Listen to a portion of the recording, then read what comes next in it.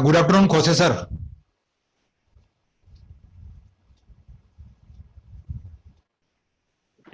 Good afternoon. Sir, we can start now because that already we are late and the participants are in. So they are just joining. Okay, I will start. So with yesterday's summary, we can get review and then start. Okay.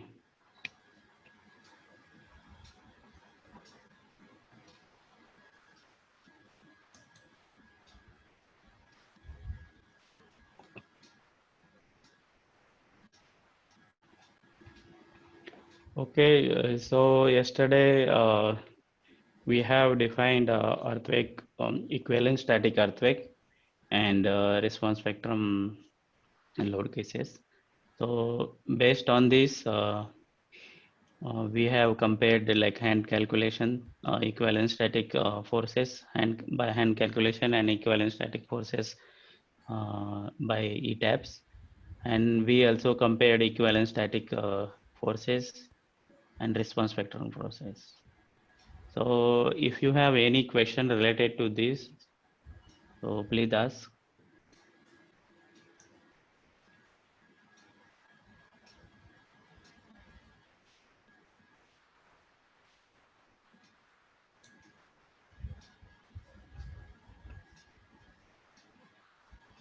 Okay, I think there is no question for now. So we Yes, sir. can take question later. Later. Uh, so the we have a code called as tall building code and the number is IS 16700. This standard is first published in 2017. So this code is applicable to buildings with height more than 50 meters. So however, you can also use this code for a building lower than 50-meter height. So that is specified in code, but it's not mandatory to use this code. But your building height is more than 50 meter, then you need to use. So what are the seismic design provisions in this code? The vertical shaking shall be considered simultaneously with horizontal shaking of tall building in seismic zone 5. So in seismic zone 5, irrespective of any condition, you need to consider vertical shaking as well as horizontal shaking. For buildings in seismic zone 5, deterministic site-specific design spectrum may be preferred by estimating and preferably be estimated and used in design. So if you are in seismic zone 5, it is recommended that you do at least deterministic site-specific design spectrum. And if you can do probabilistic site-specific design spectrum, that is good. But the code is saying like at least if you can do deterministic uh, site-specific spectrum, that will be good. So now there are the cases in some location you will get less uh, P ground acceleration or response spectrum will be less than what is specified in code. So in such situation, we have to use code spectrum. Means you have to uh, ensure that whatever site specific spectrum you are getting, you should that should always exceed the your code spectrum. If your code spectrum is less than that, then by default you need to use the code. Sorry, so if site specific spectrum is less than your code spectrum, by default you need to use code spectrum. Okay, and here there are some requirement for a minimum seismic base shear. So you see up to height 120 meter. These requirement are same as our 1893 requirement. But for height more than 200 meter, the certain requirements are given. Basically, the base shear percentage are reduced. And if there is a height in between 120 meter and 200 meter, we can interpolate that. So this is the these are the some of the requirements from the tall building code. So now what is vertical component of earthquake and how we are considering? So due to earthquake shaking, so there your structure may vibrate vertically. So to take that into account, we need to consider that vertical shaking effect. So when this is applicable, when your structure is located in seismic zone 4 or 5.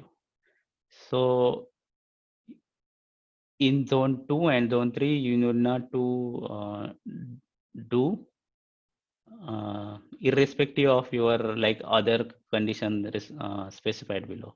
If you are meeting other conditions specified below, then you need to do in like any seismic zone. But in zone 2 and 3, you need not to do if you are not qualifying other conditions. So what are other conditions? So structure has vertical or plan irregularities.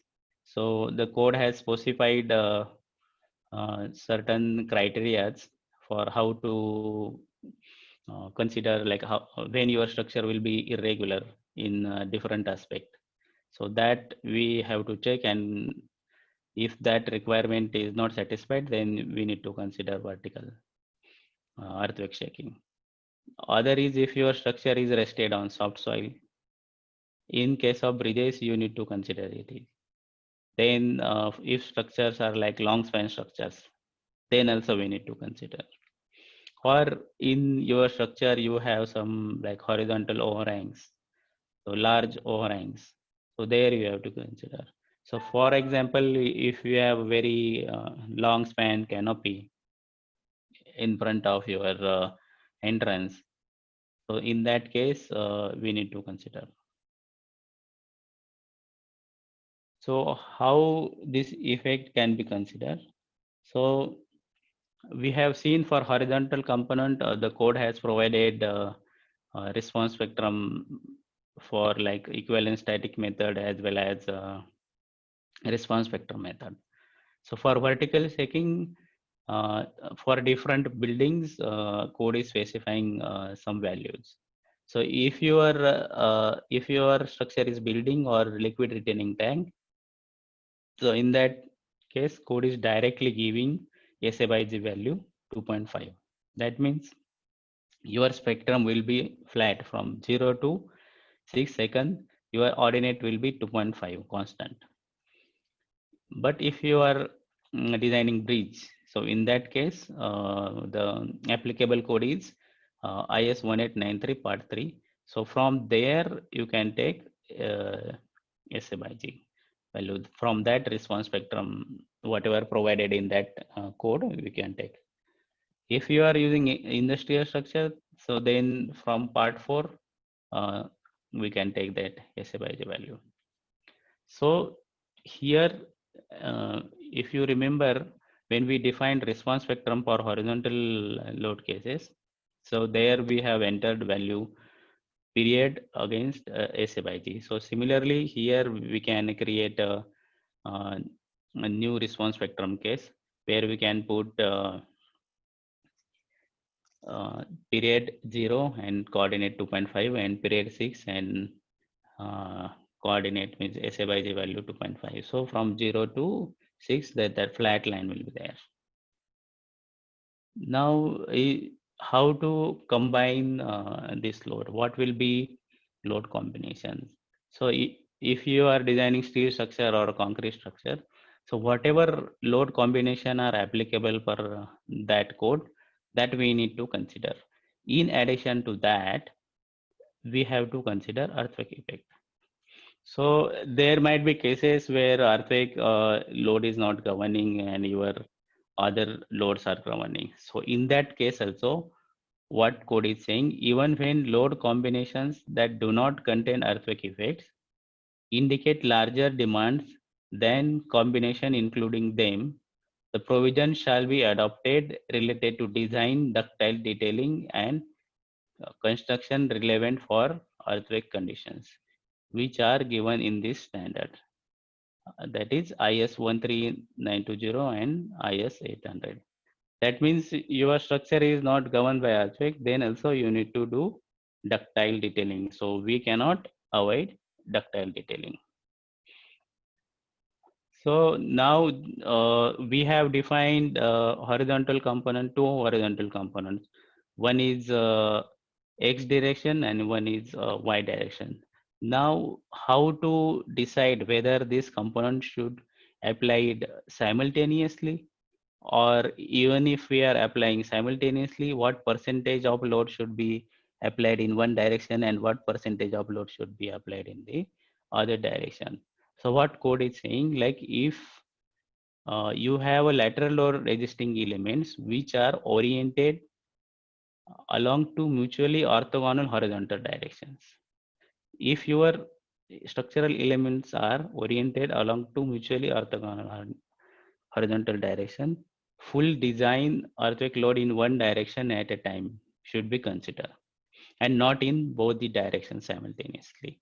However, if you have a non-orthogonal elements in your structure, then you have to consider this simultaneously. And there, what we have to do, full design earthquake load in one direction plus 30% of design earthquake load along the other horizontal direction. That means if you are considering that X direction, so in X direction, you will apply full 100% load, and in Y direction, you are applying 30% of maximum Y direction load. Similarly, if you are analyzing structure in Y direction, you will take 100% of Y direction and 30% of X direction. So with this, we can have these different load combination. So the first load combination that is for gravity loading is 1.5 times dead load plus live load, and the other load combination depending on the whether you are considering two components simultaneously or only one component based on your configuration of elements that we can decide. Now this was about the horizontal components. So what about the vertical component? If we are considering like both horizontal component also and one vertical component also, then how we are going to combine that? So the what code is saying that the assumption is that when maximum response from one component occurs, the response from other two components are 30% each of their maximum. That means if you are considering X direction, loading in X direction, then you will apply 30% load in Y direction and Z direction. So here X and Y are in plan and G is vertical. So X and Y direction are horizontal and G direction is vertical direction. Similarly, if you are considering in Y direction, then other two components, that is G and X, will be 30%. And if you are considering like vertical direction, then two horizontal direction will be 30% each. So then our combination will be like this. So for our structure, we know we don't have a non-orthogonal member. So we can just check our plan.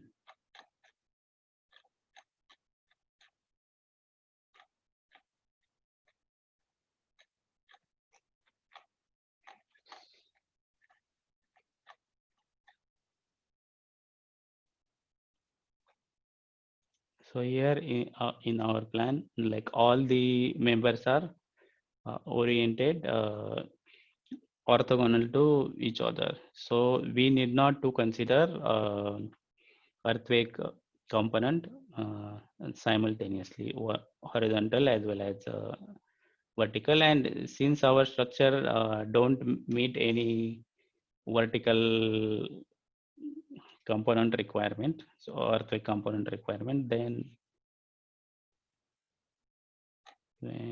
yeah, here. So since we don't have any, neither our structure is in zone 4 or 5, or neither we don't have any irregularities or not resting on soft soil, not large overhangs. So we are not meeting any condition. So we need to consider only horizontal component, and in horizontal component also we need to consider only like one component at a time.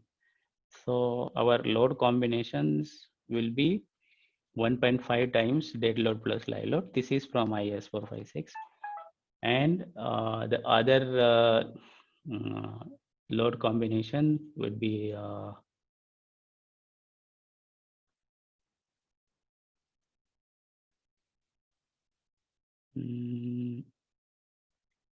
sorry, there is one more combination here.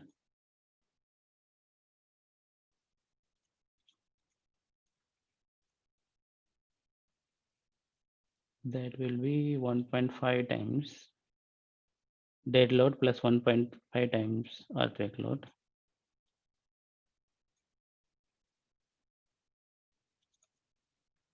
So the first combination is earthquake load combination is 1.2 times dead load plus live load plus earthquake load. So as discussed yesterday and as we have seen, so once we have done base shear matching, so we need not to consider equivalent static forces. We can consider only response spectrum cases. And in ETABS, so if you are using response spectrum cases, so it automatically combines the plus and minus effect. Whereas if you are using equivalent static forces, then here we need to do 1 plus and 1 minus. So that we need to remember. So the first combination is done. The second combination is 1.5 times dead load plus 1.5 times response spectrum load case. This will be Y. And this will be also Y. And other is 0.9 times dead load plus 1.5 times response spectrum in X direction or response spectrum in Y direction. So which load patterns will be included in dead load case, dead plus SDL, and in live load case, live plus RUP live. So let's go to ETABS and define the load combinations. So let me know if you can see my screen, ETABS screen.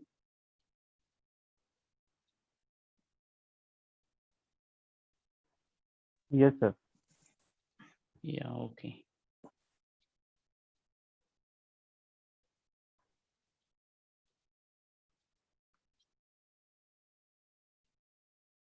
Okay, so go to define load combinations, and here you click on add new combo. So our first combination is 1.5 times dead load plus live load. So, and here in combination type, you have different options. One is linear addition, means whatever load pattern you will include here, so that will be added. Then envelope. So in envelope, what is happening? If you are adding different load patterns or different load combinations, you consider here. So it will calculate the maximum force for that set of combinations, and that will show us. Then there is the absolute addition, so only addition will be done here. Then SRSS. So here what will be done, they like square root of sum of squares will be done here. So whatever load patterns you will provide here, so it will do that. And then is range addition. So here what you need to do, you need to enter the load patterns and you need to provide corresponding scale factors, and then the software will do number of combinations, that is plus minus effect, it will consider for all loads, and maximum effect will be calculated. So in this case, we are doing linear addition. So dead load is 1.5 times. Then SDL is also 1.5 times. And then live load is also 1.5 times. And then live row also 1.5 times. So we are done with first combination. So then we can just add a copy of combo here, and then we can change this to 1.2 times dead load plus live load plus response spectrum in X direction we will add here. So this scale factor will be now 1.2, 1.2, 1.2, and 1.2, and then we need to add one more, that's the response spectrum in X direction. Okay. So then add a copy of this and change this to Y, and you change here RSY. Okay. Then add a copy of this combination, and here now we will have 1.5 times dead load plus response spectrum in X direction.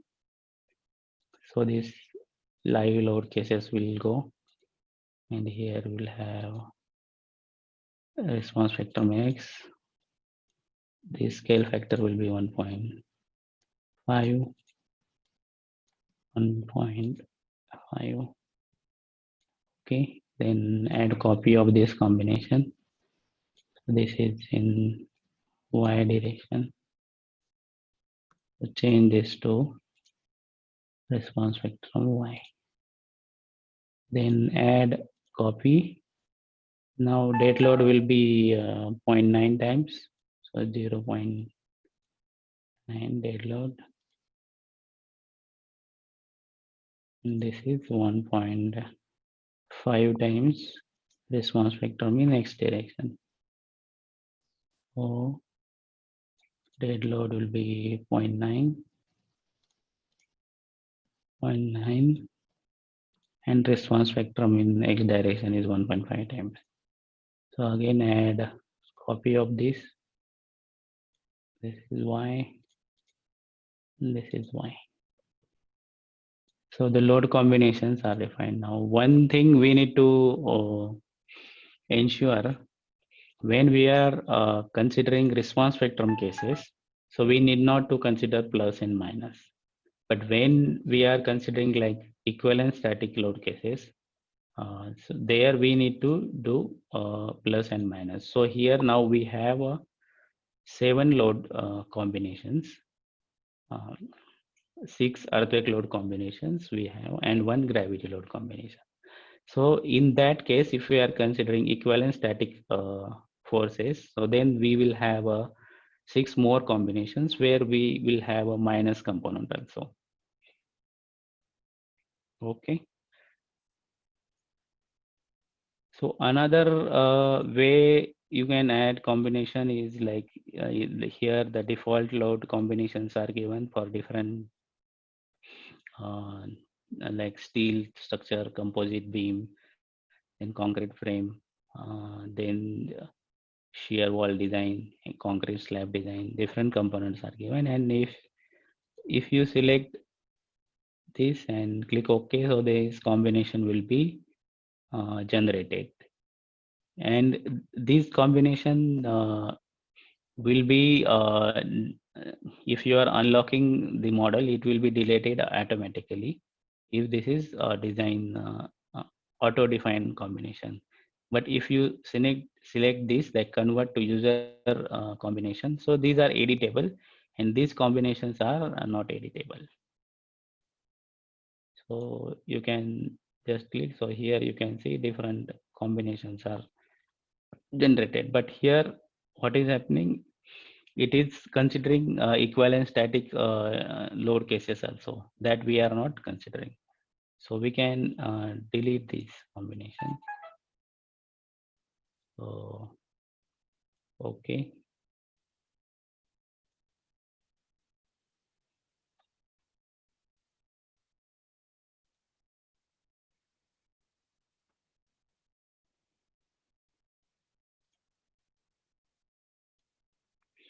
So next is deformation. So for deformation of RC building shall be obtained from structural analysis using structural model based on section properties given in 6.4.3. That means we have modified our moment of inertia for columns to 0.7 and the moment of inertia for beams to 0.35. So using that section properties, we need to determine the deformations, and the story drift in any story shall not exceed 0.004 times the story height. That means 4% under action of design based shear with no load factors mentioned in 6.3. That means just now we have applied defined load combination where we have some partial safety factors for the loads. That means 1.5 times or 1.2 times, 0.9 times. So if you are calculating drift, then these factors should be 1. So that we need not to take that 1.2 or 1.5, whatever is there. So other thing is displacement estimate obtained from dynamic analysis shall not be scaled as given in 7.7.3. So 7.7.3 is where, if you remember yesterday we did a response spectrum analysis. So there in first pass, we have applied a scale factor of 9.8067. So, and then we checked our base shear with the equivalent static base shear, and we found that that base shear was less. So then we scaled it such that we will get equal base shear.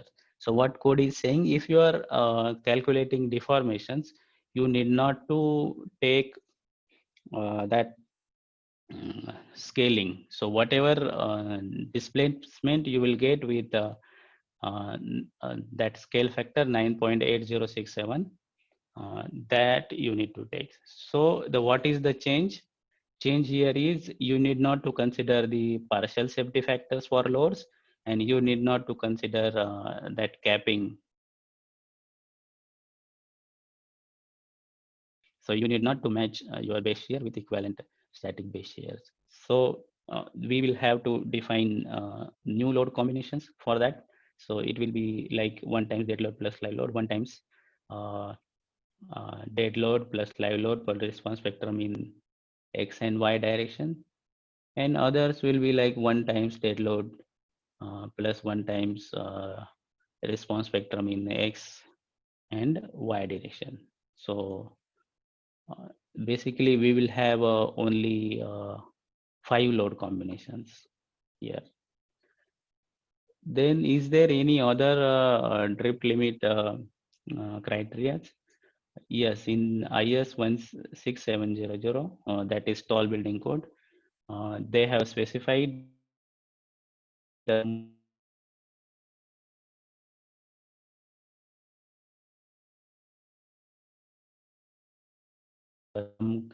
cracked RC checking drifts, and the other the strength model is which are using for designing members. So that means sizing the members and calculating the reinforcement required. So that this strength model. So and the drift limit is HI by 250. It is same as other requirement of 1893, that is 0.4%. So then we need to define now load combination for this drift.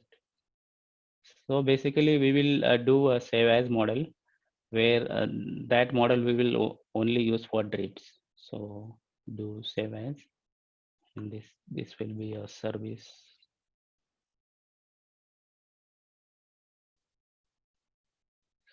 model.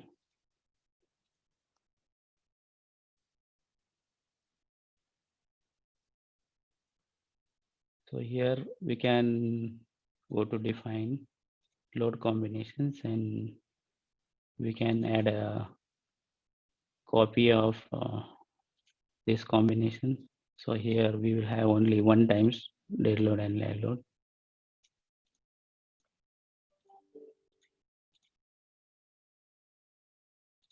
Okay. So here, so we can add copy of this one time dead load and one time response spectrum load in X direction. Another one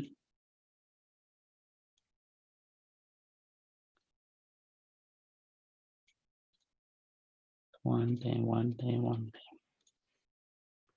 Okay, so other is with live load.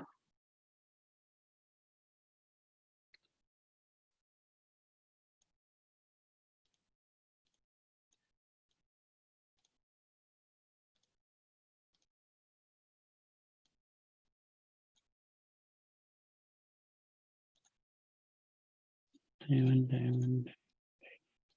Okay. So now we have a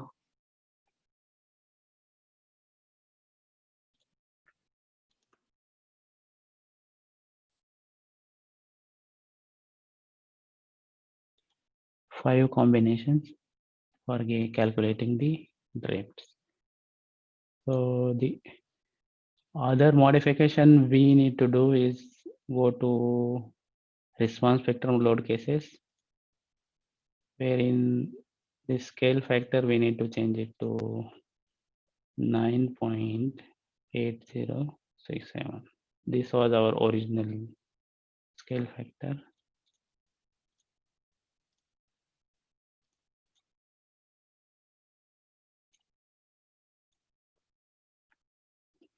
Now if you are done with this, so then you can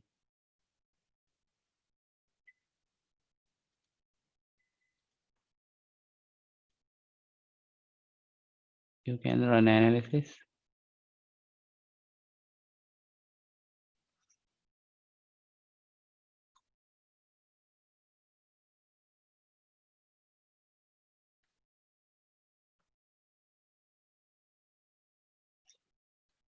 Now once the analysis is run, you can go to structural output, other information.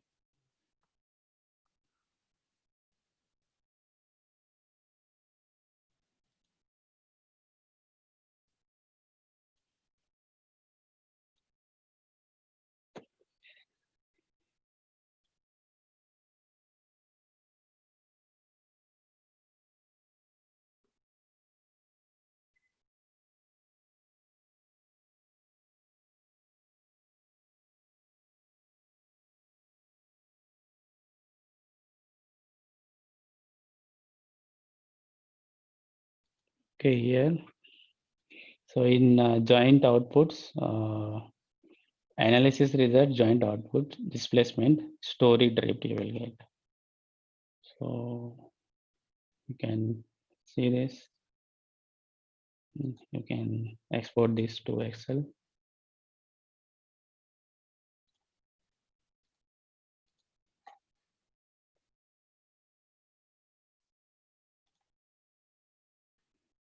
So now in Excel you can filter.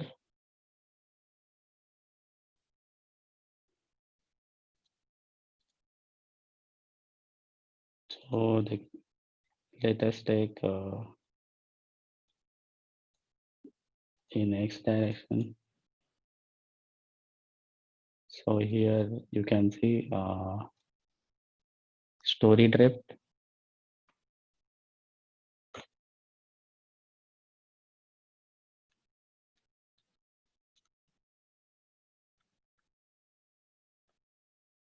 So our maximum drift is 0.005334.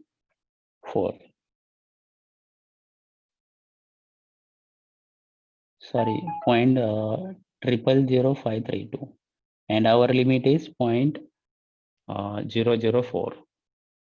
So that means we are within limit. So we can also check in other direction.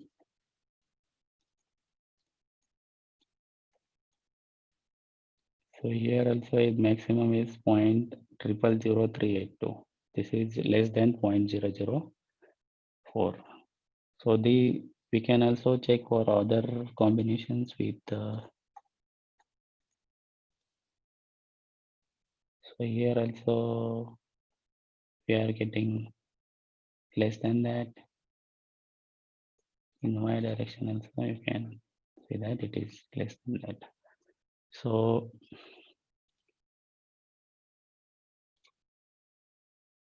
there is a other way you can check this. Go to display and story response plot, and here you can see the combinations, whatever combinations we have. Let us check for this combination, and here you can see the maximum story displacement. So we want maximum story drift. So see, the maximum story drift is your point I think 16%, 0.16%, that to add story one, and then it's getting on reducing. You can also see in y direction similar number you are getting, that is 1.08 into 10 power minus 3. So this way we can check what is our story drift. Now since our story drift is less than code required, so we need not to revise our section sizes for now, or at least for the drift. So we can go to strength model now.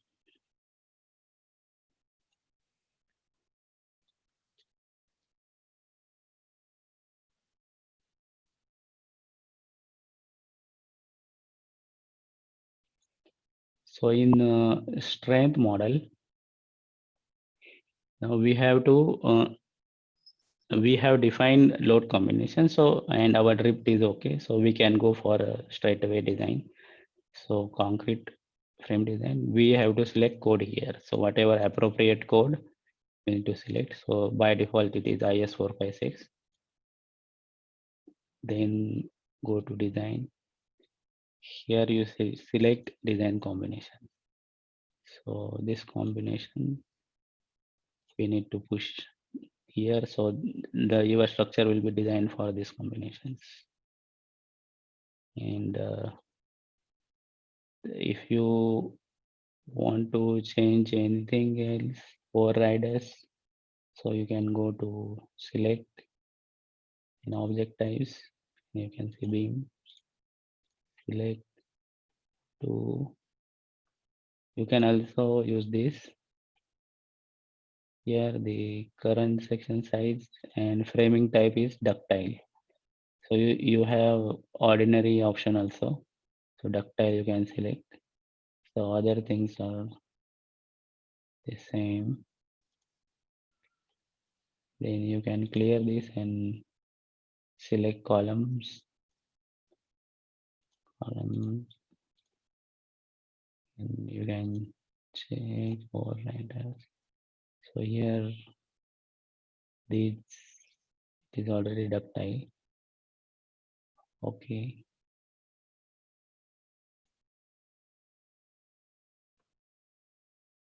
Okay, so we are done with this.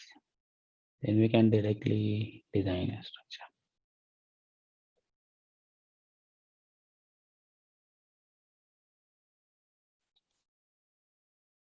So I think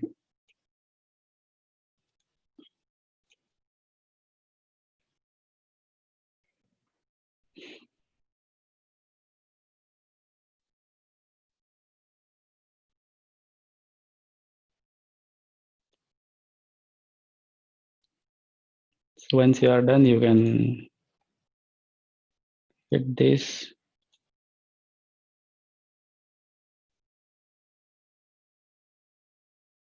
So you can see rebar percentage as well.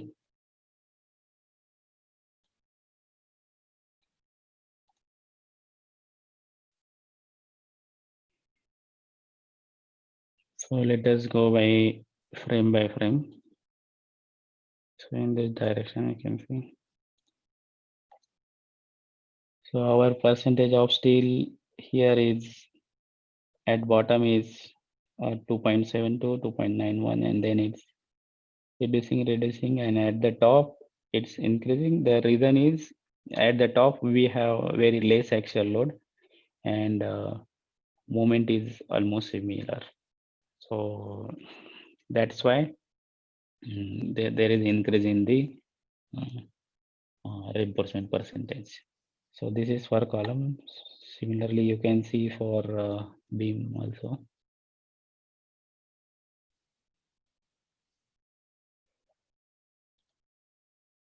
So you can increase text size if it is not visible. So here, I think for beams, it will better if we go in plan. So similarly, you can see for all the frames, columns, here we can see.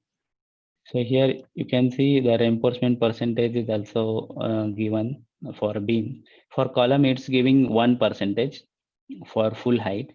For beams, it's reporting at the 6 different locations at top and bottom, for left, mid, and right at 3 locations, top and bottom. So total 6 at 6 places we are getting reinforcement.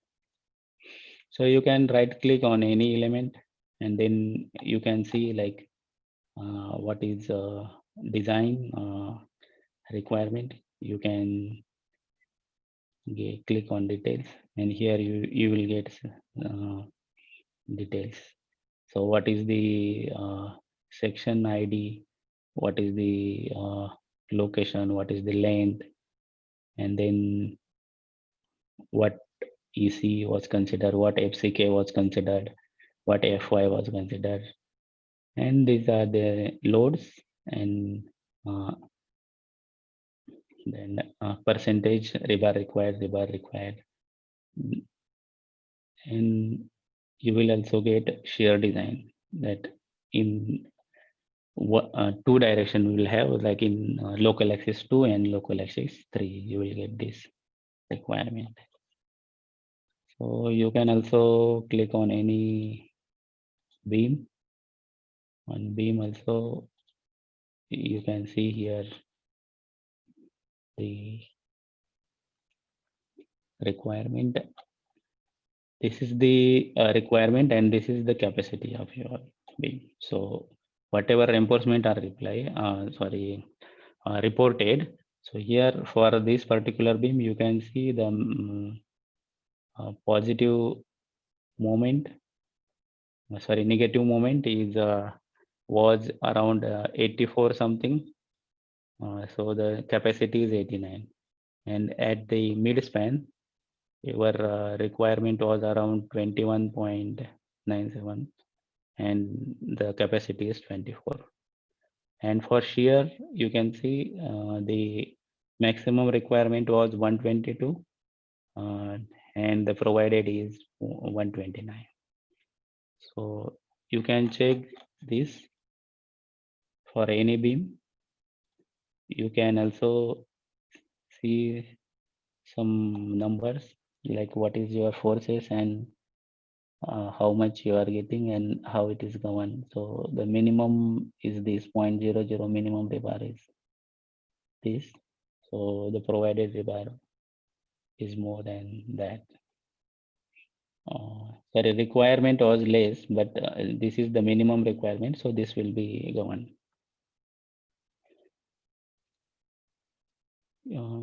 You can also see PMM interaction ratios. So here you can see the colors where this is pink color, so it means it is between 0.9 to 1. So our means we are not doing over design, so we don't have more section capacity now. So otherwise we would have reduced column sizes, but since our utilization ratio is between 0.9 to 1, so we'll keep this. Then if there is any failure, we can click, so there is no failure. Then also you can identify shear failure if any. There is no. So if there is any failure, then it will select that member.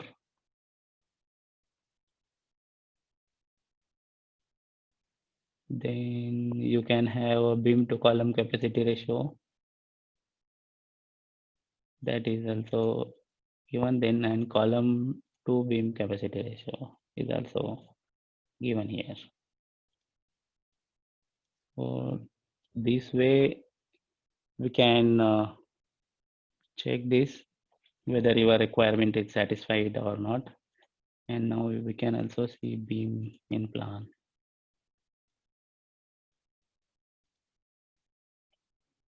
Display design info, rebar percentage.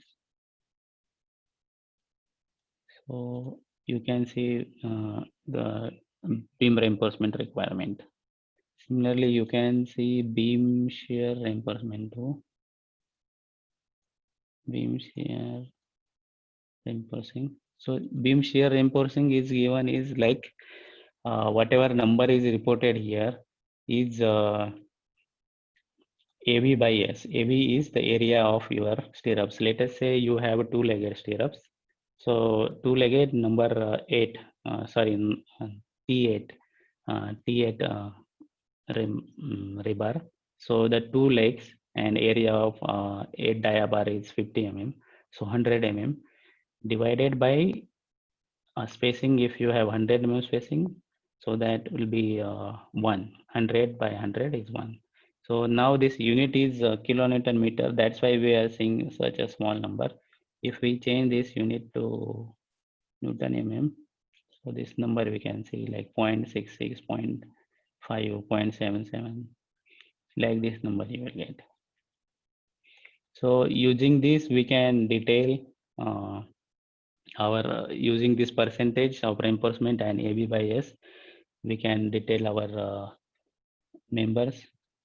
For column also, we can see this.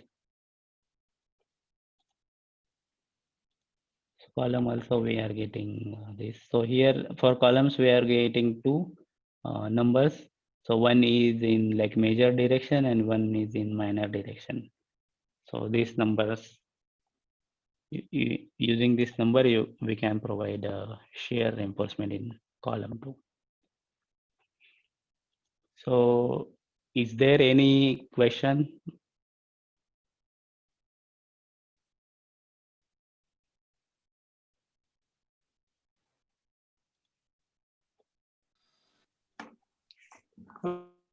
Yes, Hello, I sir. have a question. Hello. Yeah. You have chosen the. Actually, one person, one time, please. Yeah, can I ask the question? Yeah. Yeah, actually, you have chosen the code as IS456. Yeah. And then you have chosen members as ductile. Mm. So how come that? Because for ductile detailing, we should have 13920. Yeah, but your shear design, okay, and your flexural design will be done by IS456, right? Okay. Yeah. And your ductile detailing will be automatically done by 13920. If you select their ductile, so in ETABS it will be automatically done by Okay. So we 13920. cannot choose 13920. There is no No, provision there to is choose. no. So what? Why there is no question of choosing? No, you have only one Yeah. code. Okay. So automatically we need to do by that code only. We don't have Okay. other code. Okay. Thank you. Yeah. Any other question? Yeah, it is related to that only, sir, 13920. But Mhm. actually, as per the 13920 shear reinforcement design, clause Mhm. number 6.3 Hmm. actually it suggests to design the shear Hmm. calculated by that equation, no? Huh. VUS is equal to PU dead load live load minus 1.4 times MUAS plus You MUVH mean upon. the capacity design? You mean? Yeah. Huh. Yeah. That I think when we are selecting 456, this process is not going to be done, no? There. No, as per my knowledge, at least for the previous version, so this model I didn't check, but as per my knowledge for the previous version, so it was that capacity design was also taken care by this. So, but again, whatever numbers we are getting here, we need to cross check with some hand calculations for some beams, some columns. We need to check and we need to ensure whether software is reporting that number is correct or not. So based on that, the other option is like if you are not comfortable or the results are not correct, so you can always export these forces and then you can do design in spreadsheet. So many people doing design outside on their spreadsheet, so they have better control. Here uh, we don't have any control in design. We are specifying properties and then design is we are getting design, but we cannot change anything in design. So whatever it giving is giving. But if you do outside, then you have more control. You can always check that and you can change any parameter if required. Okay. Okay, sir. Thank you. Sir, one more thing. Yeah. When we are modeling, no, for these infill walls, considerations is not taken. The brick infill wall. The brick infill wall consideration is Is not there any taken here. process? Yeah, in code Yes. it is already specified. No, you need to calculate equivalent width and then you have to model that in the. Yeah, but how to model that diagonal strut in this in this modeling, sir, ETAB modeling? How we can introduce that diagonal strut? Diagonal strut, you can simply you can simply define whatever size you will get there, thickness of your wall and width of equivalent strut you will get from that equation. So you can model that here. Yeah. Okay. And Means in for each junction, you have to give the diagonals also. yeah, Modeling. Diagonal members.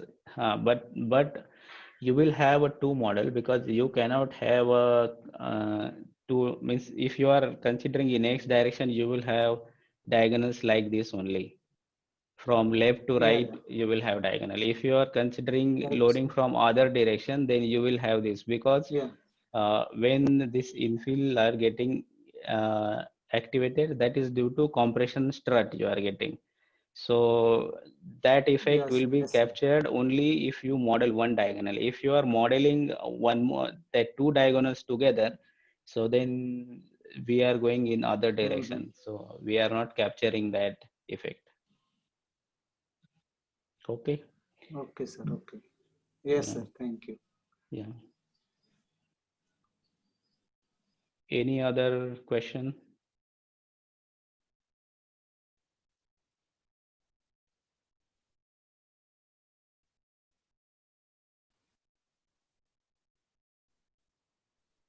Okay, so if there is no question, then we can check some other things.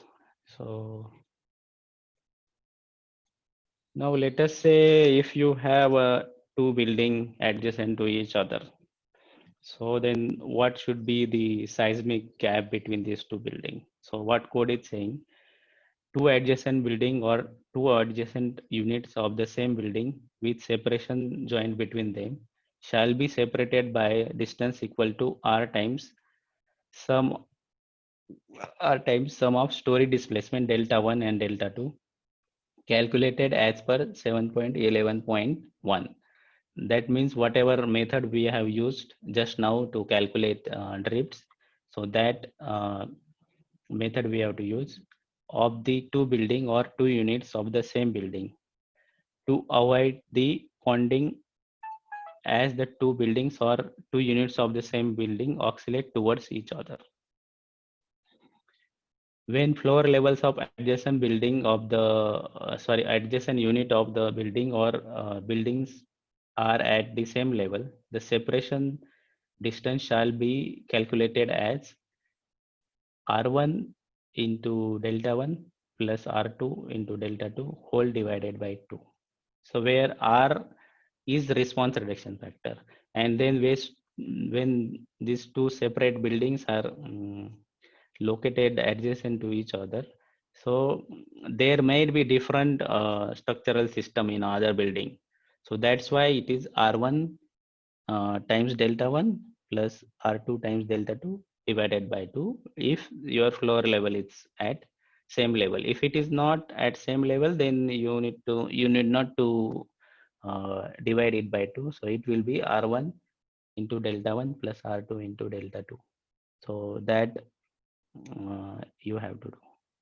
So if we go to ETABS,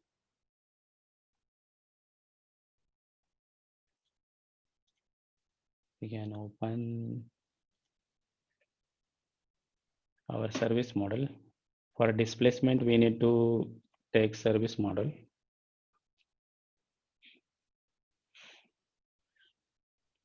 So here, what we can go,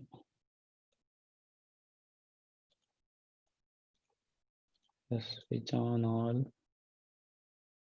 and go displacement for, let us say this, how much we are getting.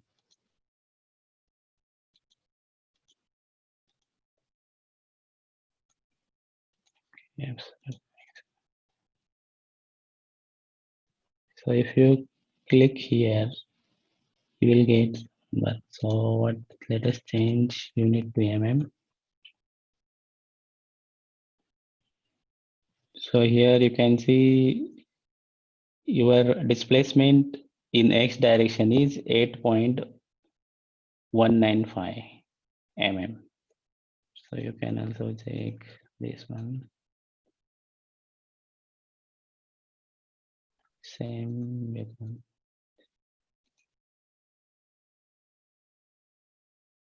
Same. So for this combination, we are getting this. So we can also check for other x direction combination. So other x direction combination.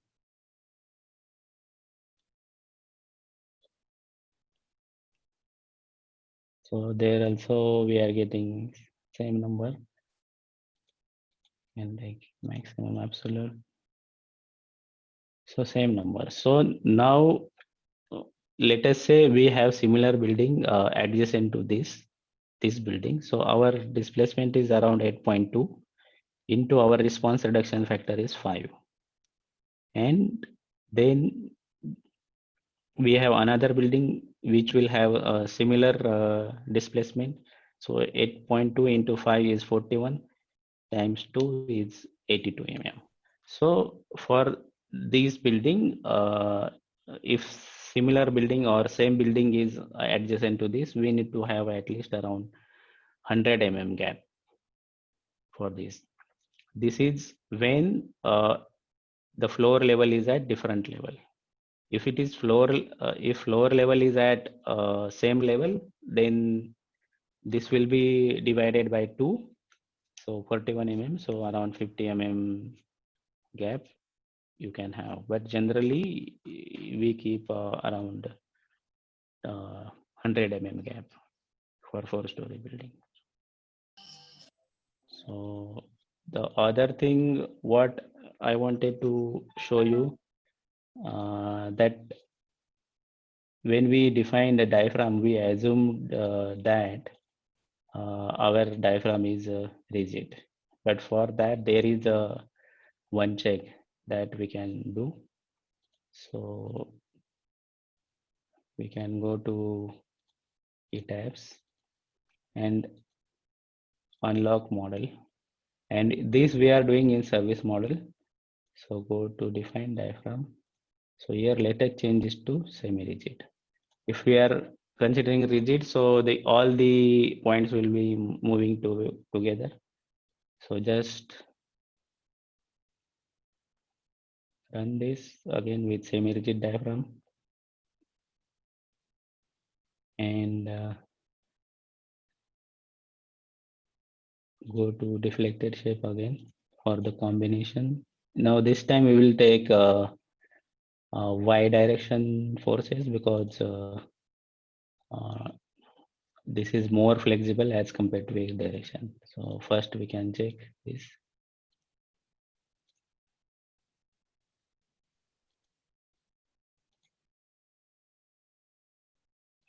So here you can see displacement in y direction is 5.728. This is 5.731, 5.731, and how much is this? 5.728. So our displacement at both the end is same, and at in between it is 5.731.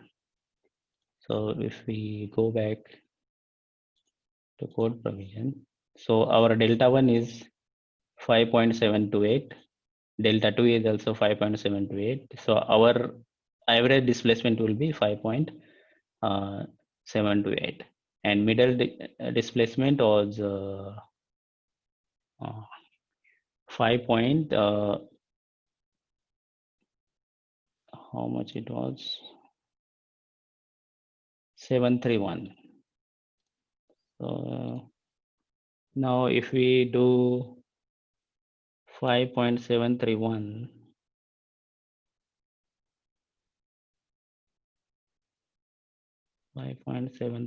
divided by 1.2, so that is coming out to be around 4.77 mm. However, our average displacement is 5.728. So we are not exceeding this 20% requirement. So that means whatever assumption we have made is correct. Okay. So if you have any questions, let me know.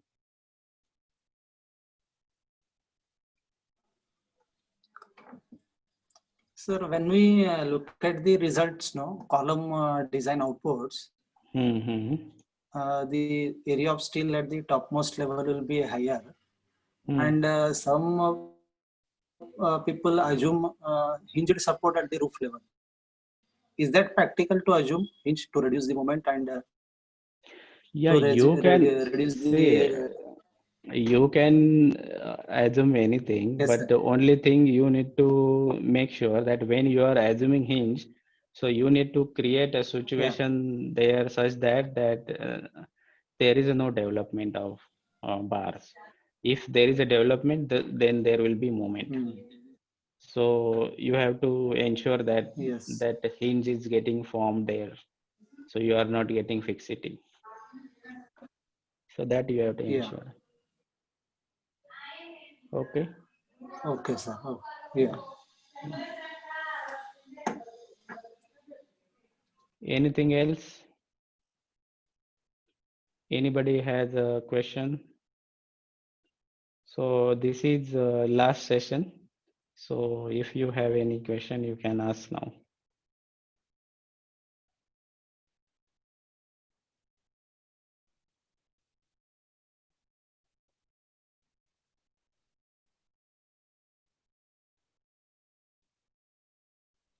So somebody has typed here like, sir, I have considered X masonry bracing for infill wall effect in my project, whether it is wrong or right.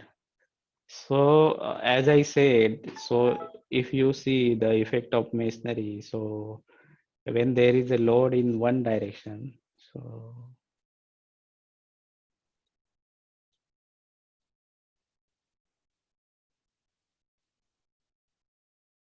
when there is a load in one direction, like let us say this direction, so there will be a strut formed between here, that diagonal strut will be formed. Whereas other, this direction will be in tension. And in tension, we know the masonry is weak, so there will be a cracking there. So this strut will not be formed. So there can be only one strut one time. So if you are applying loading in this direction, then this strut will be formed like left to right. If you are applying load from other direction, the negative y direction, then you will form like this portion will be compression, then this will be strut. So there cannot be two struts together. So that will be like you are creating X bracing here, but in reality, due to infill, that is not possible. So we are introducing additional stiffness which is not present in the structure.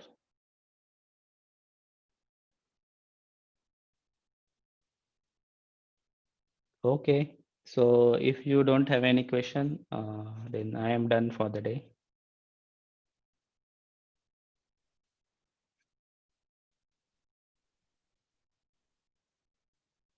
Hello.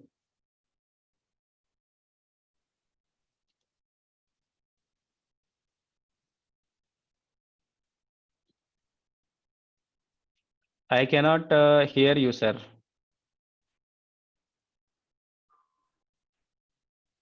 Maybe you have muted yourself. Khandwal sir, you are not audible.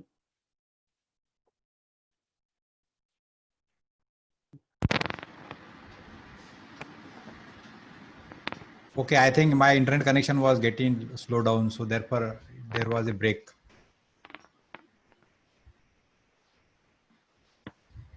So thank you, Khose sir, and thanks to all the participants for patience listening for this session. Though it was late started, but all you have taken the part into this session. And within this 4 day, I think you have many of you have been exploring the ETAP, and in further course of time you can again contact to Dr. Khose sir for his help. And today now we will stop here. I'll again thank you to today's guest speaker Dr. Khose sir, and also thanks to all the participants. And officially now we will stop here, and tomorrow again at 9:30 we will start the next session. So thank you for being with me today. Okay, thank you. Thank you, Khose sir. Thank you. Thank you, sir. Thank you. Thank you, Khandwal sir. Thank you. Thank you so much.